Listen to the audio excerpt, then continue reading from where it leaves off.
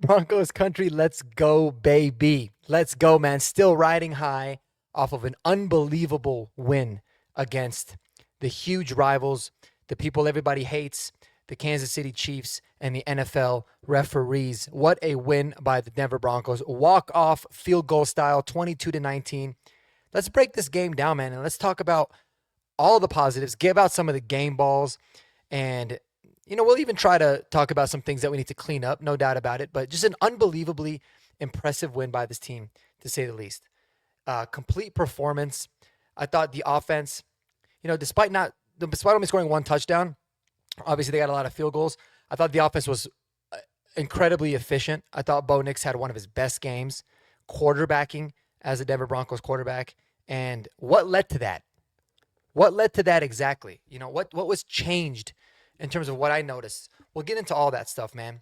But man, it just feels good. It feels so good to beat the Kansas City Chiefs with Patrick Mahomes starting at quarterback in a game where it meant a lot more for them, you can argue, than it did for the Denver Broncos. But nonetheless, man, here we are. Here we are, baby. Let's get this. So, talking about some of the stats and some of the numbers, and as usual, right? Stats will never fully paint the picture of a game accurately, in my opinion, right? But you look at Bo Nix, he's 24 of 37, right? So very efficient game overall. Let's do some quick math. He's 64.8. So basically 65% of his passes completed. You love to see that. 295 yards with an 8-yard per completion average. Only got sacked 2 times. No touchdowns, but most importantly, no interceptions right there. And sure, he had a QBR of 43.4. Whatever. I don't know how they put Patrick Mahomes as a better QBR than Bo, but QBR is kind of a fraud anyways.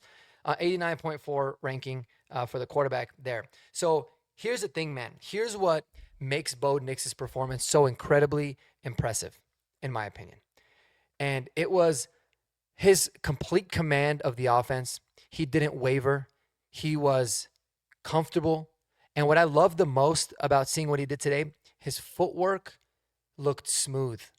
He didn't look like he had happy feet. And I think the biggest reason for that was because Sean Payton and his coaching staff as a whole, they did a much better job of getting the play call in with plenty of time on the clock.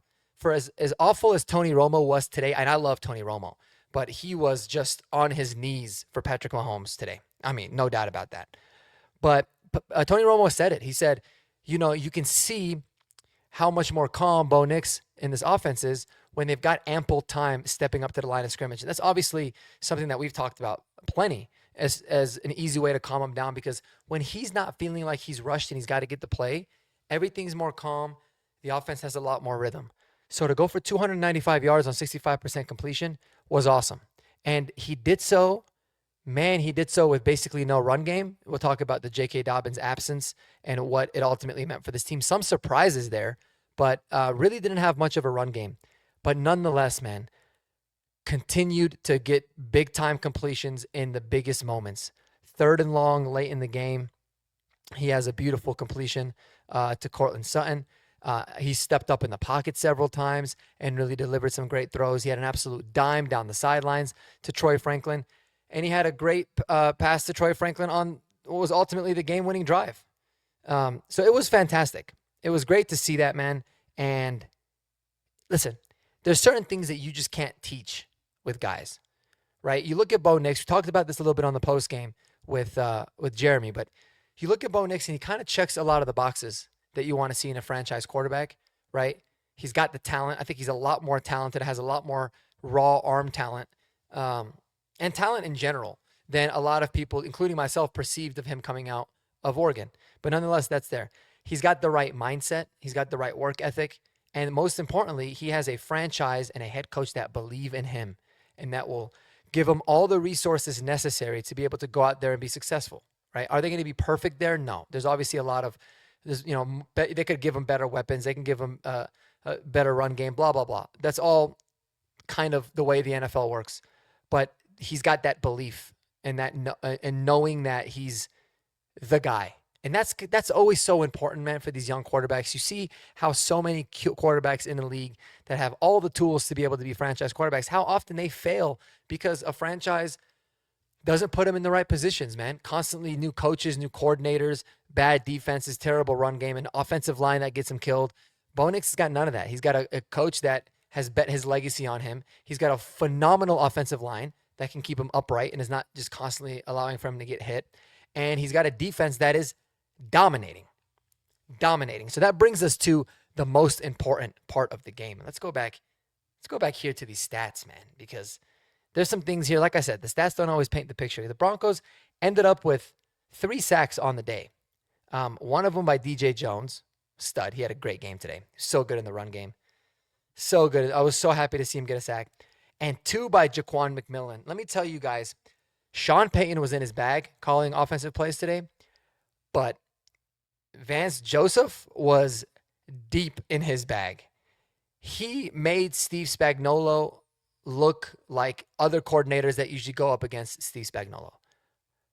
He basically Steve Spagnuolo the Chiefs. Even Patrick Mahomes and his greatness and how unbelievably good he is, and I'll always give him the credit, man. He could be a Chiefs quarterback. He's the best quarterback I've ever witnessed play in my life. Even he was confused. He was just dialing up everything. Had no idea. And I'll tell you, man, that corner blitz, late in the fourth, when the Broncos needed to get the ball back to be able to take the lead and win, we needed to have a stop, and he sends Jaquan McMillan off the blitz. Jaquan did such a good job of not making it seem like at all he was coming off of a blitz.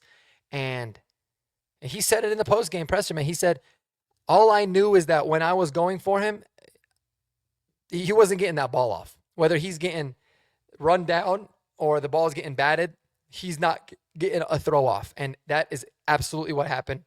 Led the team today with sacks. So it was just a dominating performance by the Broncos. They did not allow for them to get any semblance of a run game really going. Kareem Hunt did finish with 13 carries with 59 yards at 4.5 yards a clip, but really it was like 2 runs kind of later in the half that skewed those numbers a bit, but they did a really good job of stopping the run game. I will say Kansas City also just respected the hell out of our run D. They didn't even bother running as much as they probably should have. I mean, because it's not like they were down this whole game. In fact, they were leading the game for quite a big part of it. But here's really where it's the most important. I think the Broncos were totally fine with allowing for Travis Kelce to get his. They kind of knew Travis Kelce was going to eat. He had a big game, 9 catches, 91 yards on 13 targets and a touchdown. But they wanted to make sure that Rashee Rice and Xavier Worthy were not the guys that would crush them. Because when you look at this Chiefs offense, when Rashee Rice or when Xavier Worthy plays well, when one of those guys have big games, this Chiefs offense is humming. And I thought they did a really good job keeping him at bay. Riley Moss, we got to have a Riley Moss conversation, right? Maybe we'll do that separately. But I thought for the most part, he was really good in coverage, man. He did a good job being sticky. But, listen, yes, refs seem to have a little bit of a bias towards him on defensive pass interference. There's no really doubt about that. But a lot of it is because he's kind of earned that reputation. So a lot of it is kind of self-inflicted when you look at it like that. But what I appreciate about Riley Moss the most, just to give him some love, is that, man, that guy really does have the memory of a goldfish. I mean, he just continues to play, and he's so good in the run game. He's got some good physicality to him. So I absolutely love it. I thought Chris Abrams-Drain, low-key, had an unbelievable game today. Thought he was fantastic. Jahdae Barron, they took a pick 6 away from him, man, because Riley Moss likes to be a little bit holdy, a little grabby, right? Is it a ticky-tack call? Yes. But did he have to do that? No, not at all. He's got to be better in those situations. He really, really does. But, man, that was frustrating because I would have loved to see Jahdae Barron get a pick 6 off of Patrick Mahomes, and that would have really opened the game up. But despite all the questionable penalties, it looks like I think both teams were penalized the same amount of times. But again, guys, it's not about the number of penalties that the Chiefs get usually, and in terms of the ratio, it's the timing, and it's also the missed calls. There was so many holding calls that were missed. Whatever, it's all water under the bridge now.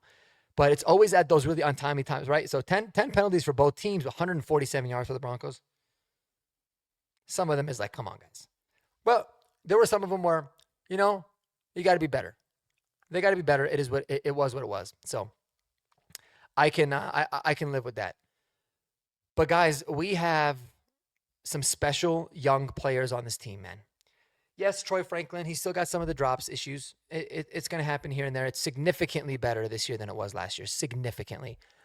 But I'll tell you what, man, this guy can get open. This guy can get open. On the catch that he had down the sideline, that was a beautiful throw by Bo. He beat the press man. I mean, the guy was trying to get physical with him. He broke right through him, ran a beautiful route, created that separation, got a big-time catch. He's a playmaker. And another guy that's a huge playmaker is my guy, Pat Bryant. Just nails as nails can get. He is clutch. He makes the big catches in the big moments. 6 catches, 6 targets, 5 catches, 82 yards. Absolute monster. And because he's becoming such a good third down weapon, specifically for Bo Nix, it's great because now teams are going to have to respect him and Cortland Sutton. And it's going to make this Broncos offense way more efficient, in my opinion. I think that's what led to a lot of it today. I mean, the Broncos were 7 of 15 on third downs, right? Is that amazing? No, but it's definitely pretty dang good against a Chiefs defense that's very good on third downs. But most importantly, they got the third down conversions in the clutch moments when they needed them the most. So you love to see that. 7 for 15. And they held the Chiefs to 5 of 13 on third down. And again, they're a very, very good third down offense. So there was a lot of strengths on strengths in this game, right? Third down offense of the Chiefs versus third down defense of the Broncos. Broncos defense wins that battle. Broncos offense third down is actually pretty solid. They're like kind of middle of the pack. Chiefs third down defense, very, very good. I'd say going 7 of 15, you can say that the Broncos won that. But they definitely didn't lose it. It was by all means not bad. And here's another thing that it was strength on strength with, right? And it's the red zone. And this kind of evened out. But I thought the Broncos did a really good job in the red zone of just not turning the ball over and taking the points given how the defense was playing. But again, that was really big. Yes, going 1 of 5 is not the greatest, but holding them to 1 for 4 was extremely, extremely important. And then as another key to the game, we won the turnover battle. That was a big thing, man. We won the turnover battle. It should have been 2. I'm gonna stand ground on that, but great job of the Broncos team taking care of the football, not having any turnovers, and Jaquan McMillan coming out with a huge turnover. Definitely the player of the game for me on the defensive side was Jaquan McMillan. One of my favorite players. I've always loved the guy because there might be times where he gets beat, right? Like you saw on the Tyquan Thornton throw, but that's one thing that I wish Riley Moss could learn from Jaquan McMillan is, yeah, you might give up a play, but goodness gracious, time after time does Jaquan McMillan make a big play when it is needed, and that is what he did. He got a huge interception, and he got 2 sacks. So you absolutely got to love it, man. You got to love it. Justin Sternad played fantastic in relief of Alex Singleton. We hope that everything's going well with him health-wise, but I thought he played well. I actually thought Dre Greenlaw kind of struggled a little bit in this game, but he by no means was bad. But Justin Sternad is such a nice player to have on this team. Such a good depth linebacker. You're going to get maximum effort. You're going to get a lot of productivity from him, and I loved it. And here's where I was surprised the most, guys.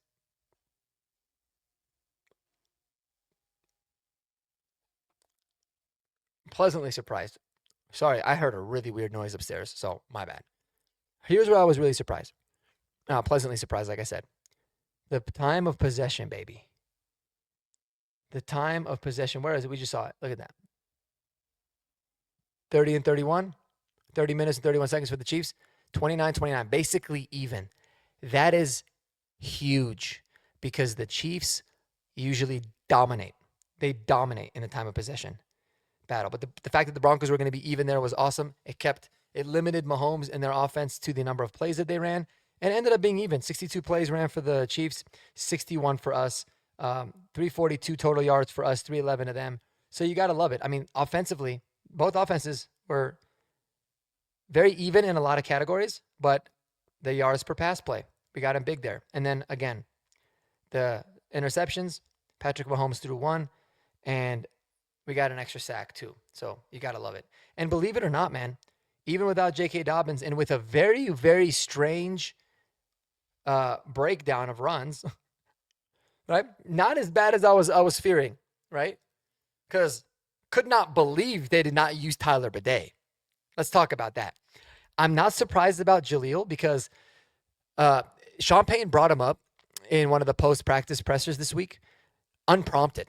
Like, they didn't even ask about Jaleel. They just asked about the run game in general. And he brought up Jaleel, and that was a big tell. Like, this guy's been itching for the bit. And so they really did go with a 2 running back set. And you know what, man? Sean Payton, kudos to you. I don't care that we ran for 2.8 yards a carry, right? It wasn't all that pretty. Kind of is what it was. The offense, the pass game was humming, man. We did good, 283 yards. I mean, we were solid there. But kudos to him for saying, I'm not going to go down the path of having 3 running backs like I did last year. It was driving him crazy, and I was just so worried that he was going to fall into that trap, and he didn't. And I love it. And again, Bo Nix had 3 rush attempts. Marvin Mims had 1 carry for 2 yards. Otherwise, it was R.J. Harvey with 11 carries, and Jaleel McLaughlin with 6. They went with 2. I love it. I dig it. You want to mess around next time and mix Bidet in and instead of Jaleel, for example, I'm fine. But I like, if we're going to roll forward, I like the idea of let's keep Tyler Bidet in the 3rd down role. That's it. That's what he's going to do. He could be your pass protector. I don't even know how much pass protecting reps he had today. Luckily, we didn't really have to find out if it was bad or good. But I'm good with going with RJ and Jaleel. I'm good with it. Like, do I still think we need to add to this room? Probably. But I would much rather go with 2 guys that can get into a rhythm over anything else. And listen, Jaleel's not a big guy, but I can understand why fans love him because he does have a burst that none of these other guys got. And he looked like he was running a little bit hungry today. And he got totally screwed by an unbelievably early whistle. Like, give me a break. Let the refs gotta let the play out a little bit because he broke a tackle and was running. So that would have helped the numbers. But really, the run game was nothing all that special. But what I liked about what Sean Payton did with it is he stuck with it. And what do I mean by that? Let's go to the play-by-play here. We'll go to the scoring plays. And we will go to this touchdown drive. All right? Shout out to Jaleel and the offensive line for an unbelievable run. But here's what I love about it. All right? You are first and goal at the 8. You run it with Jaleel, you get 4. You're second and goal at the 4. You're going to run it again. You run it again with Jaleel, you get the touchdown. I love the back-to-back runs. I thought that was massively important. I thought they did a really good job there. I thought Sean Payton as a whole called a very good game. He kind of realized, okay, you can tell him and Bo sat during this mini bye, and this mini bye did wonders for this team. But you can tell that they sat during the mini bye and they said, what do you like to run? How do you need me to be better for you? And he was better, man. He was calling things that Bo was clearly comfortable with, and Bo was out there just delivering. But, I mean, look at this drive, guys. 11 plays, 89 yards. 6 minutes off the clock. That is killer. That's amazing. You're taking off almost half of the entire 3rd quarter, and that'll obviously give you a lead. And kudos to the Chiefs. They came back and they responded. But a lot of these good, solid drives. Did the Broncos even have any 3 and outs today? They had 1 there. That was a punt.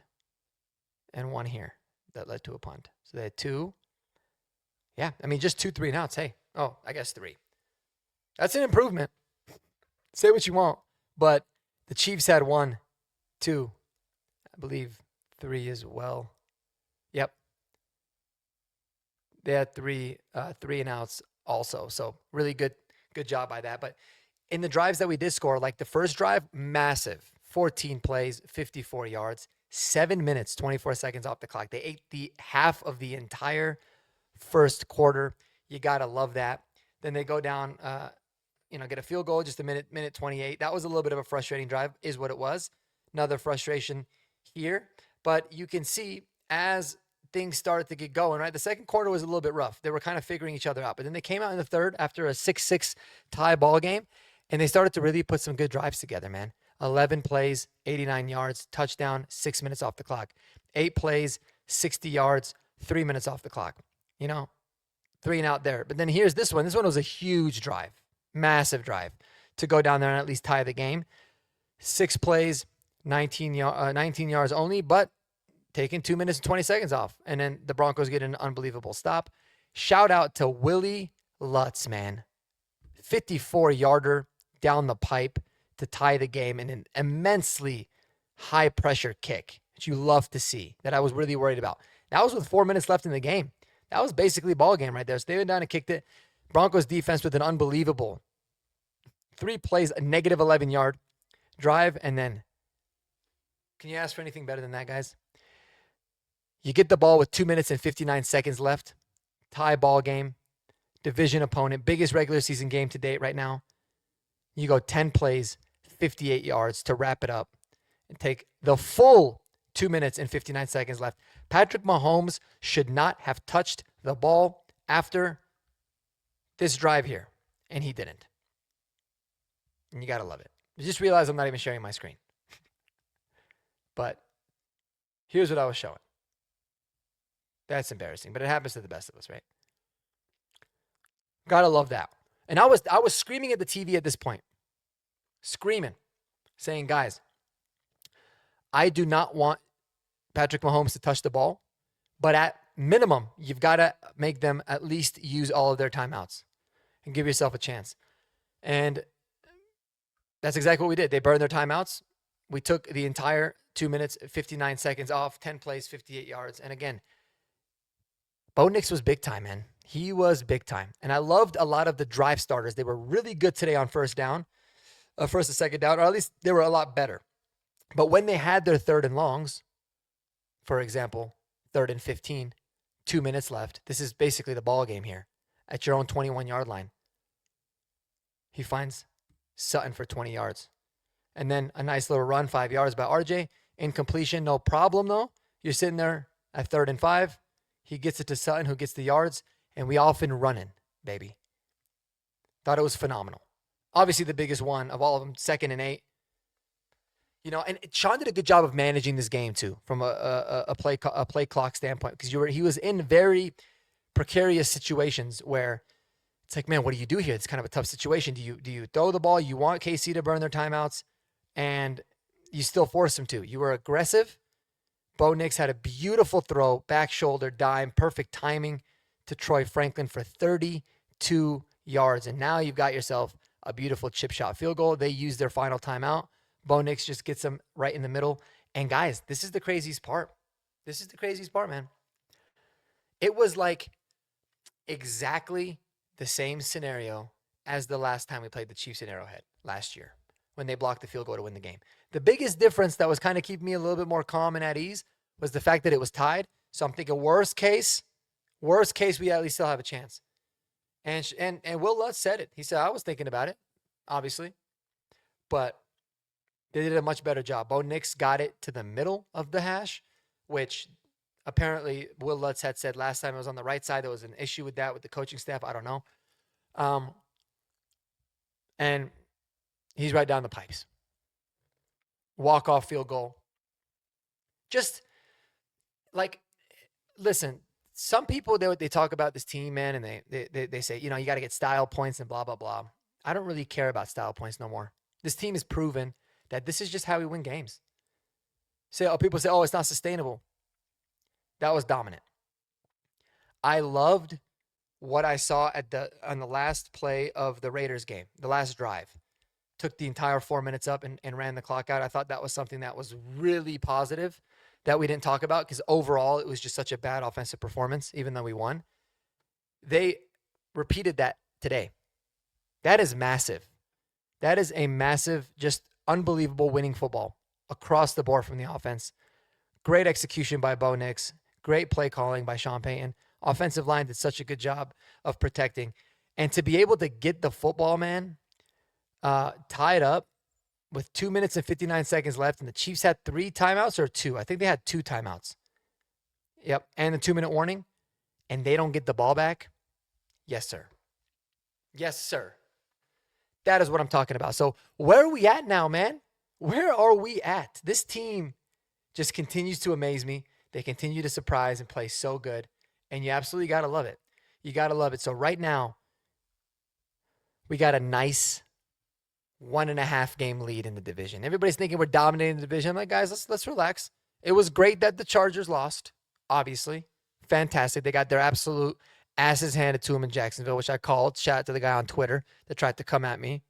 But they do got the half game on us for winning. But we got a matchup against them week 18, so we'll see how relevant that game's going to be. Probably is. But, man, we did the entire NFL a favor today by digging the Chiefs into a very, very big hole at 5-5. And now, listen, they could easily get out of this. In fact, this is exactly just like this game in a lot of ways was flipped. Was a mirror of last year's game in a sense of like the way that it ended with the last minute kick and all that. Difference was we executed, we won the game. Last year we didn't. Last year that game took us to 5-5, and it took the Chiefs, I believe, to 9-2. It might have been 8-2, but a very similar record. So we have flipped the script on it and made it very difficult for the Chiefs. But we have a nice 3.5 game cushion, maybe even 4.5 games. Is it 4 games technically because they had the bye, we didn't. Anyways. We put them down in the dumps for the AFC West title, man. It's a massive win. Massive, massive win. With 6 games to go, they are about 3.5 games back. So you got to love it. You got to love it. You can't rest on your laurels, but you got to love it. And going into a bye week, baby, man, guys, it's just a good time to be a Bronco fan. This was an unbelievable win. Anybody out there doubting Bo Nix or saying Bo Nix is not the truth, he's not the franchise, blah, blah, blah. Listen, to come out and give him fair criticism and say he's got to be better, I can deal with that. I was one of those people saying it, but talking about Colin Cowherd coming out saying, "Oh, is Sean Payton going to draft another quarterback?" And some people saying he's just not it. He doesn't got it. Guys, let me break it to you. Let me tell you. I'll look you guys right in the camera when I say this. Okay, Bo Nix is the truth. He is our franchise quarterback. Point blank. Period. You can sign, seal, and deliver that to the bank. Bo Nix has got it, man. He is a baller, and the Broncos are on a tear right now, man. 8 straight wins, and they deserve it. And yes, the 2 losses that you had were on buzzer beaters, man. Buzzer beaters. I'm not gonna be the guy that's like we could be undefeated because there are some games that I feel like we stole too. But moral of the story is we can play with anybody, and we can have a chance to win the football game against anybody. That's what this team has proven. I'm so pumped up that they're going to get a bye. Very, very well deserved. And the mini bye was great for us too, because I thought this team was really, really motivated. And they came out and they looked a lot more rested. So I hope they rest up going into this bye week. And we got a tough, second half of the season, final 6 games for this football team. And I'm excited, man. I'm excited to see what this team can do for the rest of this the season and into, hopefully, the playoffs. Gotta love it, man. It's a great time. Let me know what you guys think. Who are your MVPs in the comments? My MVP, no doubt about it, you get 2 of them. Actually, you get 3 game balls for me. All right? And the third one is a little tough because there's 2 guys. But number 1, Bo Nix. He deserved it. I thought he played phenomenal. He was awesome. He gets my game ball on offense. Defensively, Jaquan McMillan, baby.